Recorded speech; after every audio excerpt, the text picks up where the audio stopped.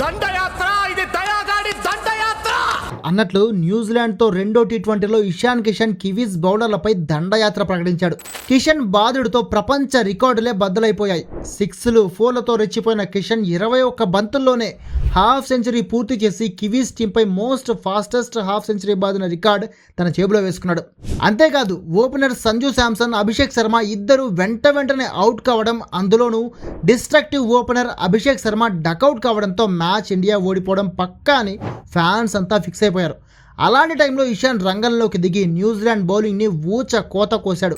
32 బంతుల్లో 11 4లు 4 6లతో 237 strike రేట్తో 76 runs కొట్టి ఓడిపోతుందనుకున్న మ్యాచ్లో టీంని గెలుపు ముందు నిలబెట్టాడు.